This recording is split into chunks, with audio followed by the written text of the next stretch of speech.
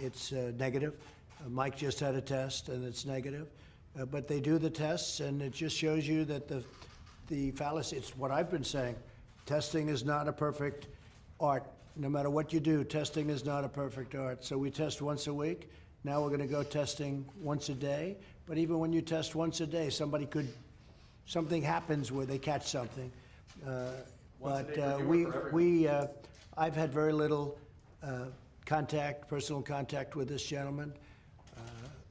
Know who he is, good person, but I've had very little contact. Mike has had very little contact with him. But Mike was tested and I was tested. We were both tested. Did it spook you? I mean, that can be scary. Yeah, it's a little bit strange, but it's one of those things. It's, as I said, I said yesterday, Governor, all people are warriors in this country. Right now, we're all warriors. You're warriors, we're warriors. You could be with somebody, everything's fine, and then something happens to that person, and all of a sudden, test positive. And we're all warriors together. I am, you are, we all are. It's what we were saying before. It shows that testing, and we have the best tests in the world. But what happens in between when you got tested and just a couple of days later? So in this case, there were a number of days missed, and it was a long weekend and things, and so you never know. But we both tested in a negative fashion, I guess you would call it. Any other questions? Could we get your reaction to some breaking news? The Justice Department has decided to dismiss the case against Michael Flynn. Are you aware of that? I didn't know that was happening at this moment. I felt it was going to happen just by watching and seeing like everybody else does. He was an innocent man. He is a great gentleman. He was targeted by the Obama administration, and he was targeted in order to try and take down a president. And what they've done is a disgrace, and I hope a big price is going to be paid. A big price should be paid. There's never been anything like this in the history of our country. What they did, what the Obama administration did, is unprecedented. It's never happened. Never happened. A thing like this has never happened before in the history of our country. And I hope a lot of people are going to pay a big price because they're dishonest, crooked people. They're scum, and I say it a lot. They're scum. They're human scum. This should never have happened in this country. A duly elected president. And they went after him by going after fine people. And those fine people said, no, I'm not going to lie. I can't lie. He's not the only one. There are many of them. And they all said, I can't lie. They could have said something like, oh, make up a lie. Trump loves somebody or something or some country. And they said, oh, you wouldn't have any problem. That's what they were trying to do. And it's a disgrace. The Obama administration, Justice Department, was a disgrace. And they got caught. They got caught. Very dishonest people. But much more than this. It's treason. It's treason. So I'm very happy for General Flynn. He was a great warrior, and he still is a great warrior. Now in my book, he's an even greater warrior. What happened to him should never happen again. And what happened to this presidency, to go through all of that and still do more than any president has ever done in the first 3 years, is pretty amazing when you think of it, with what we've done with regulations and tax cuts and Second Amendment and all of the things we've done.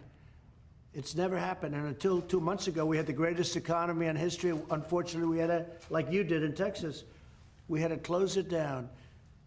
But for these people to have done that, I am very proud of General Flynn. I can tell you that right now. Who would you like to see pay a price for this? Oh, the people should pay a big price for what they've done to this country.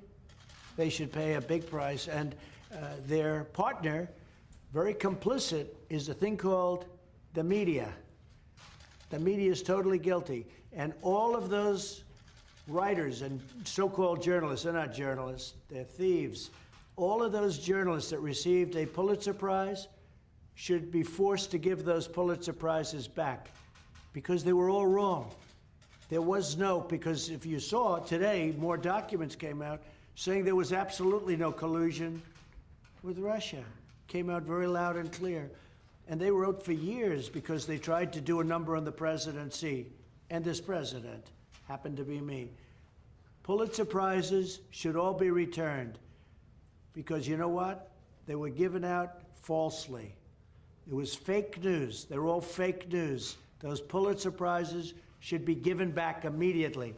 And the Pulitzer Committee or whoever gives the prizes, they're a disgrace unless they take those prizes back. Because they got Pulitzer Prizes for what turned out to be false stories. And Pulitzer Prizes should be given to the ones that got it right. And I could give you a long list of those names too. And you know who I'm talking about. You spoke to President Putin today. Did he I ask did. for any ventilators or any equipment for his pandemic? Yes, we are helping various countries. As you know, Russia's having a hard time with the same COVID-19. They got hit like everybody else got hit.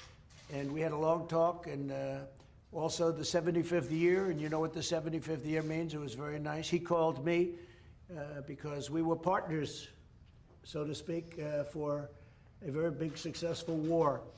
And it was very nice he called as a congratulatory call and as a call of celebration because it was the 75th year.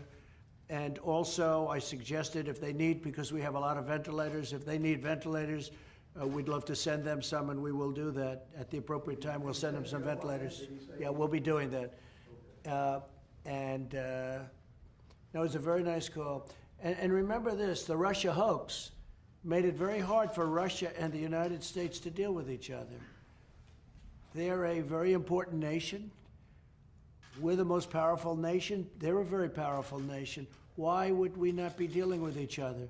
But the Russia hoax, this absolute dishonest hoax, made it very difficult for our nation and their nation to deal.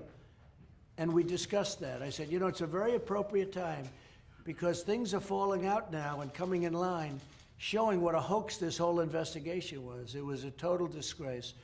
And I wouldn't be surprised if you see a lot of things happen over the next number of weeks.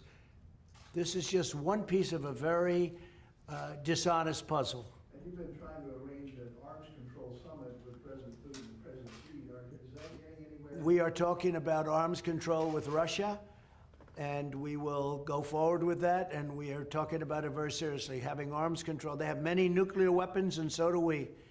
And we're talking about arms control with Russia. Yeah, they'd like to do it. We'd like to do it.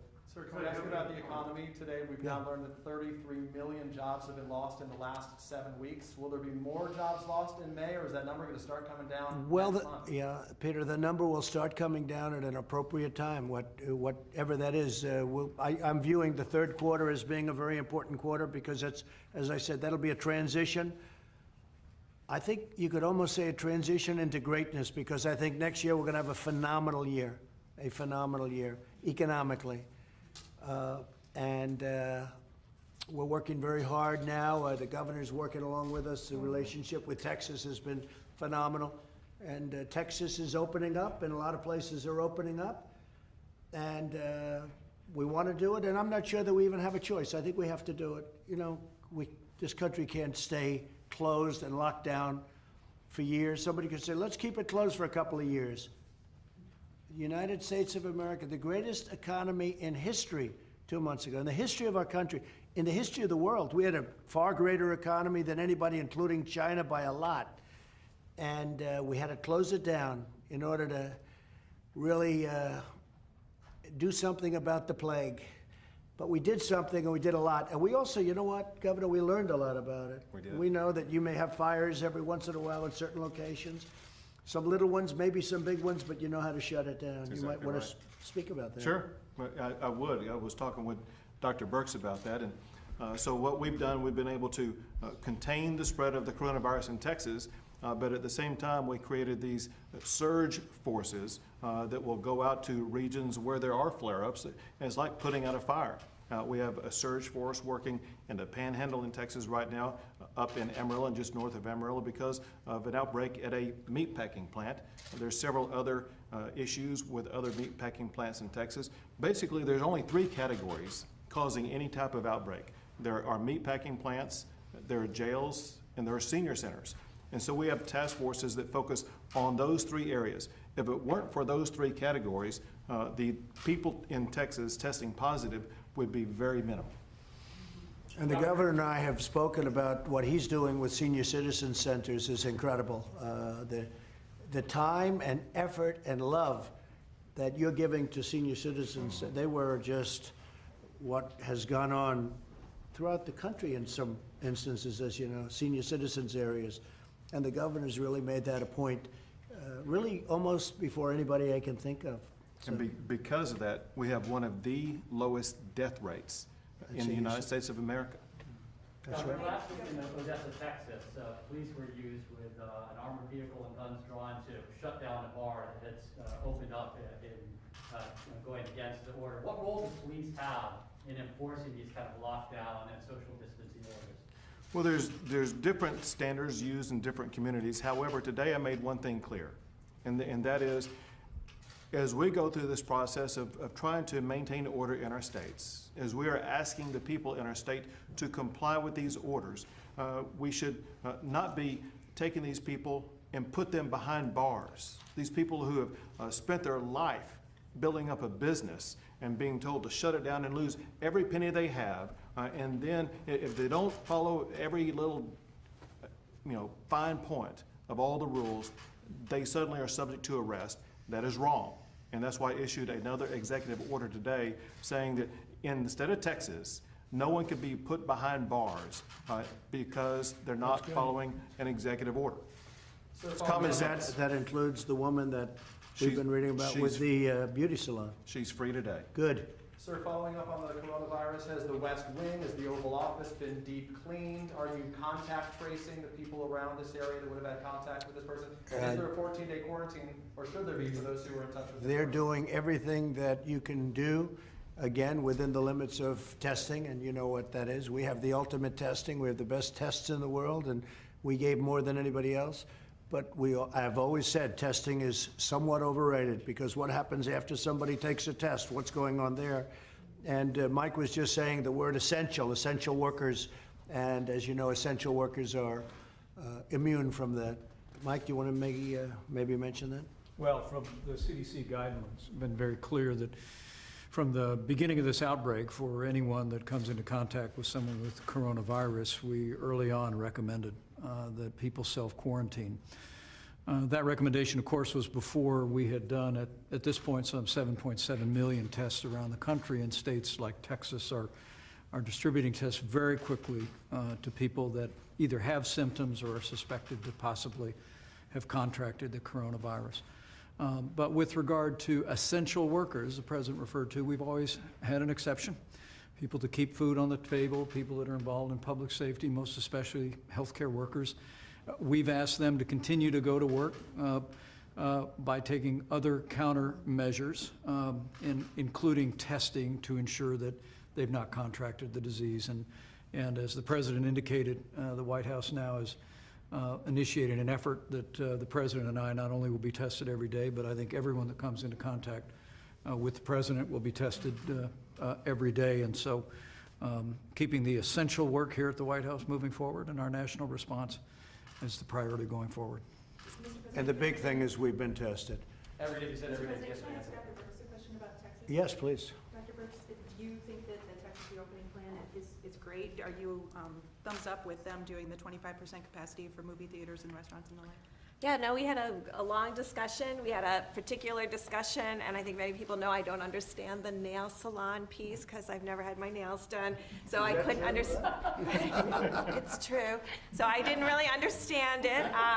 So we talked about, not having them in the first opening wave because you can't really physical distance. And we had that discussion, and he agreed, and we've moved forward together. And I think it's those kind of dialogues. And I think what's really been impressive to me by the governors is how much they know about epidemiology. So they will never be confused in another pandemic ever again, because he came with all of his data about what county had what that was a prison, and believe me, I had all my data with me, and he was able to answer every county and what the issue was. And I think when you look at Houston, when you look at Dallas, and you see the ability to really contain and mitigate those epidemics, but at the same time contain epidemics, then not allow them to spread in the community. This is what we've been asking governors to do with the test and using focus testing to really find asymptomatic cases and protect the vulnerable.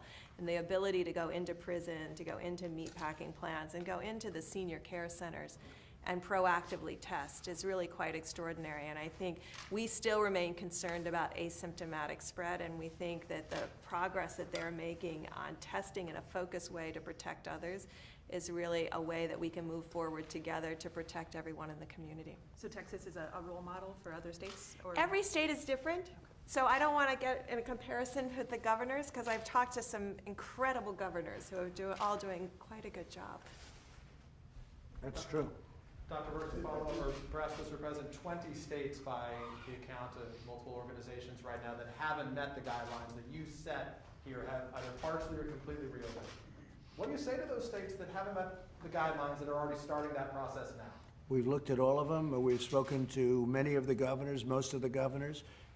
As you know, we give leeway to the governors, and these are governors that have done a good job in, I think, all cases. I have some that I don't think are doing a particularly good job, but for the most part they have, and these governors have, and we give them the leeway. They have to do what they're doing, like Governor Abbott. When you look at the job he's done in Texas, I rely on his judgment. And you have parts of Texas, vast parts of Texas, where there's no problem whatsoever. I mean, there's like literally nothing.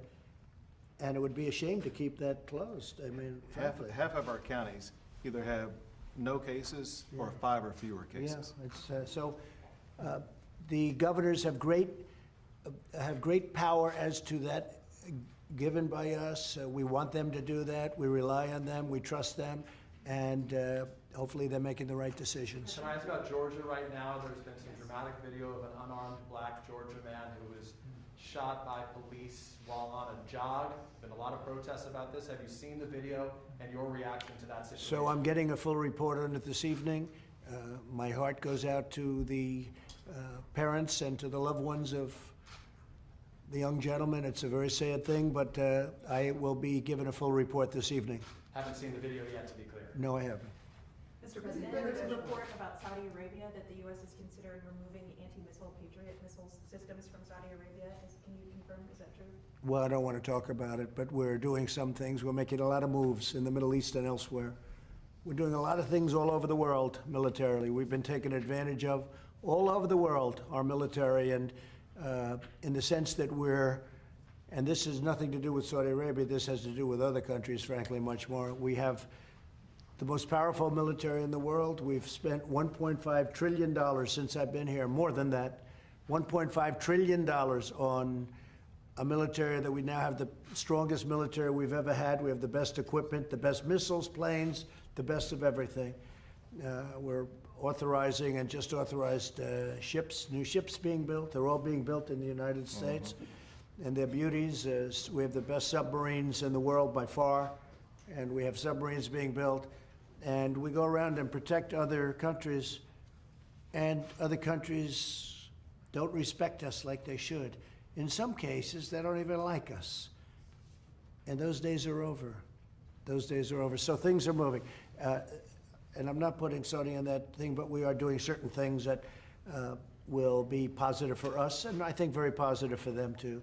Saudi Arabia is a very wealthy country, and they've agreed to help defray some of the costs, which nobody else would ever ask for, of course. You probably have to have a good business person in charge of a country. I don't want to sound overly anything. I just want to tell you that very wealthy countries we were protecting for nothing, or very little. South Korea has agreed to pay substantial money to us, which we appreciate very much. And we ask countries to help us. We're spending $1.5 trillion. We're spending all of this money. It costs us a lot of money. Our military budget's 3 times more and even 4 times more than the second largest spender of money. All right? It's more than that. 4 times more plus. And if we're going to defend countries, they should also respect us by making a contribution. I negotiate with everything, and frankly, this country was taken advantage of by friend and foe, but not any longer. What about pulling U.S. troops out of the Sinai? I've seen reports about that. Yeah, I don't want to talk about that yet. But we have pulled a lot of troops out of different places. You know, we were guarding the border between Turkey and Syria and for years, and we had thousands of people there. And I said, wait a minute, let me ask you this. Turkey, Syria, two big countries. They know how to guard their border. They've been fighting with each other for years. Why do we have thousands of soldiers? Ultimately, we got it down to 57 soldiers, and then 27 soldiers. And then they were getting a little hostile toward each other. I said, get my 27 soldiers out. And that was about a year ago. And I took a lot of heat. People said, oh, that's terrible. I said, no, it's not terrible. Nothing's happened on the border. They've been fighting each other for 1,000 years under different names, from probably a lot longer than 1,000 years. I said, I don't want my troops there. So we're essentially out of Syria, other than we kept the oil. We kept the oil. Of course, that was better 2 months ago than it is now. You know, keeping the oil today is not as good as it would have been 2 months ago. 2 months ago was a wise thing. Today it's like... Give it a year. Today, I think so.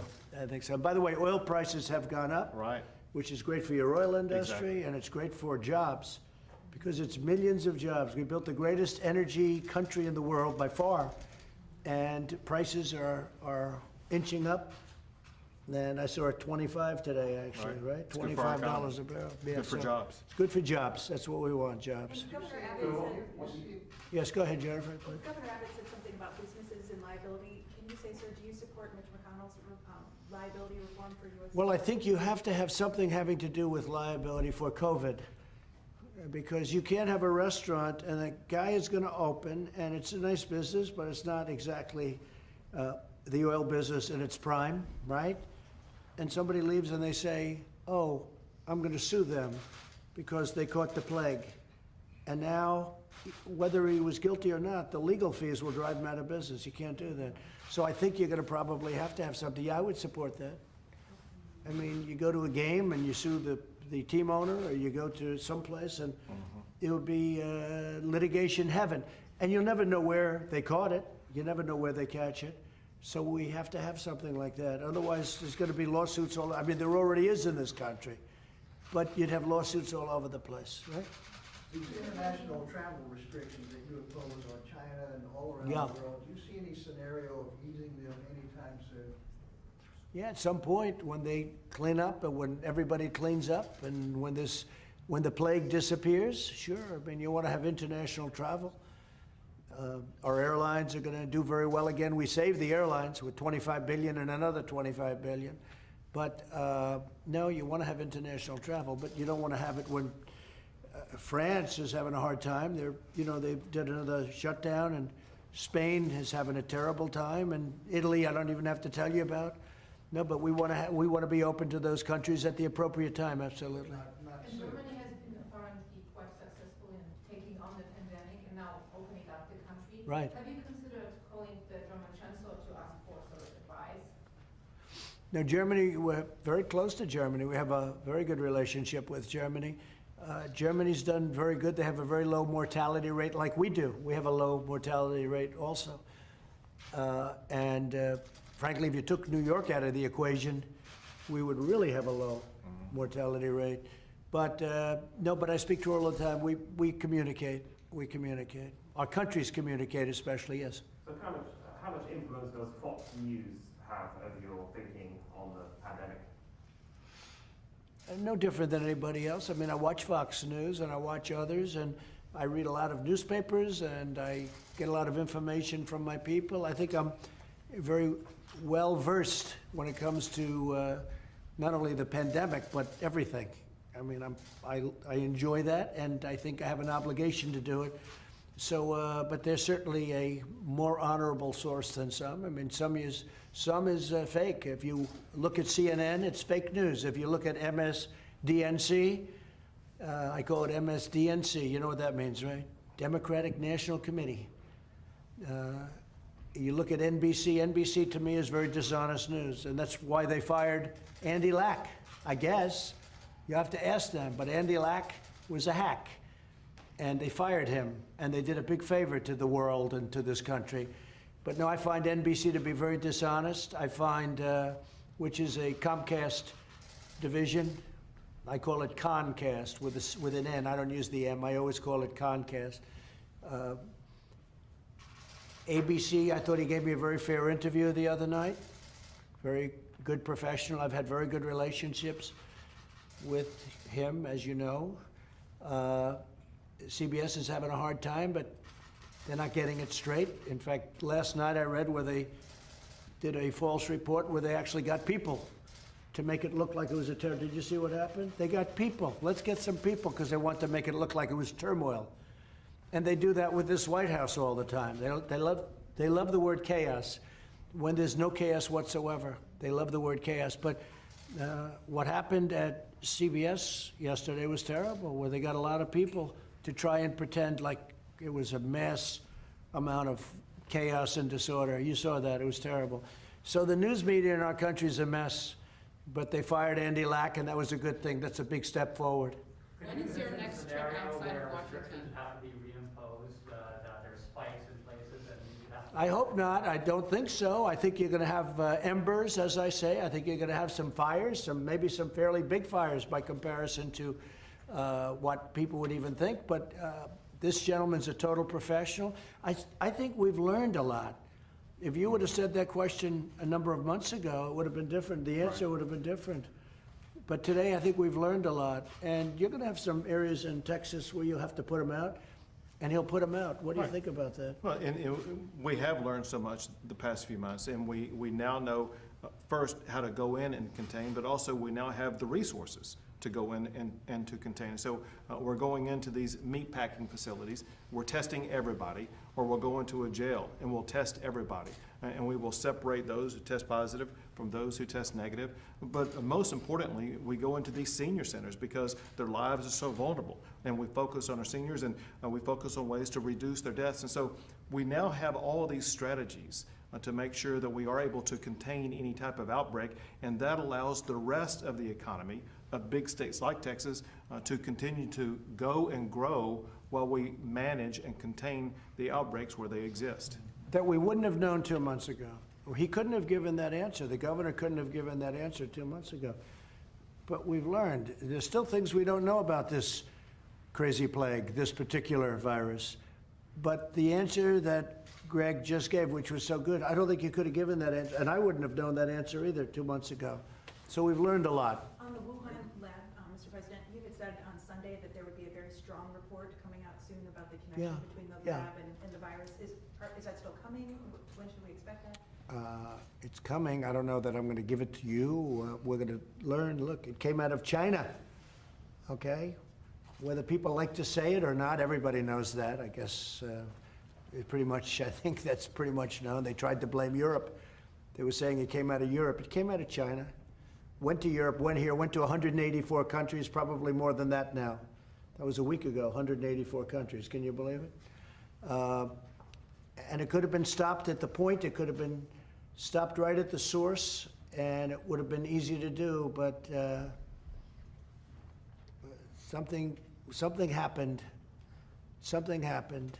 Either they made a terrible mistake, probably it was incompetent, somebody was stupid, and they didn't do the job that they should have done. It's too bad. Are you considering other economic measures to help people that you don't have to go through Congress on, like another delay in filing federal taxes, that sort of thing? Yeah, things could happen like that. We have to help people. I was watching the Solano owner. She looked so great, so professional, so good. And she was talking about, her children. She has to feed her children. It was great. And we could do things ministerially through executive order or otherwise that can help a lot of people, as an example. Like delays, we could do delays of various filings. And yeah, I could see that happening, Steve. I think a thing like that could happen. Mr. President, people have lived off $1,200. Those checks, a lot of them for a couple months. Should they be expected to live off that same $1,200 for the next couple months, or is more money coming? Well, something could happen. There is talk about something happening, and we'll see what's going on. But the greatest thing that could happen? If we could get our country open again and get it going again and have people have these great jobs again. And what we've done is we've been able to have all these thousands and hundreds of thousands of small businesses pay their employees, even though there was no income coming in. So they're ready to rock and they're ready to go. And when Texas opens and other places, you're already started the process. The best thing we can do, Peter, is get our country going, get it open, and get it open safely. And we'll put out those little fires or those big fires if we have to. but we have to get our country going. About Okay. the last all the On masks that visa you're talking about. suspensions, there are 4 GOP senators who are encouraging you to suspend visas, including for technical and professional workers. Is that something the White House is considering? Say it again, what? On visa suspensions? Visa, yeah.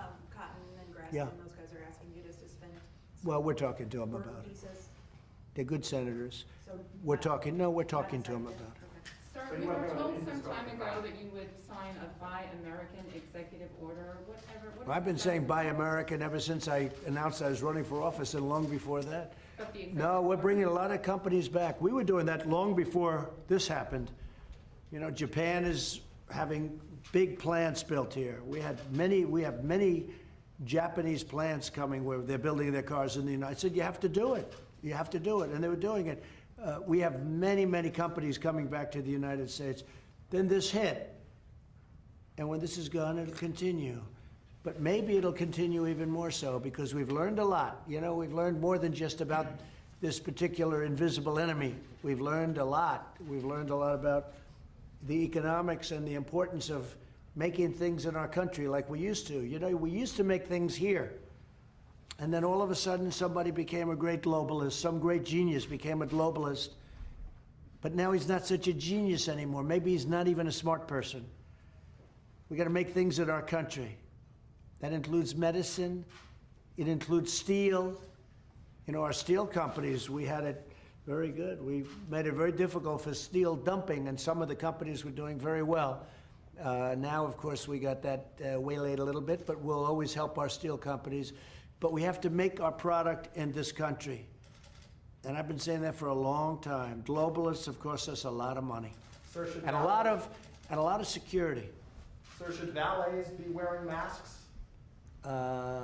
Yeah, which valets are you talking about? Well, Valets are all over the place. I mean, the valet, sorry. Yeah, Your personal and they are, valets. and they do. They are, and they do. Oh, they do wear masks? Yeah. Your personal valet was Yeah, wearing they a mask do. in your Yeah. interaction with him? They do. They wear masks, yeah. A And lot then- of people in the White House wear masks. And frankly, a lot of people want to wear masks until this thing goes away. But we have a lot of people in the White House, I see it all the time, where they're wearing masks. And just a little while ago, they were wearing a mask. There's one of them, you were wearing a mask a little while ago. And, but I noticed a lot of the reporters aren't wearing masks. Thank you very much, everybody. Thank you very Is much. your wife and son there? Thank you, press. Thank you very much, press. Say it? Are you gonna reach out to General Flynn? I will, yeah, I think it's, you know, at the appropriate time, I think he's a hero. It's a scam. It was a scam and a hoax. I think he's a hero, the general. Thank you. Your wife and daughter, oh, excuse me, your Good wife shape. and son are in good shape? They're in good shape. They've been Yep, tested and they're both. they're in great shape. Thank you, sir. Governor, is it going to be Texas football? Thank you very much. Hope so. Thank you, Mr. President. The key question, are Texas the You let me get that level here?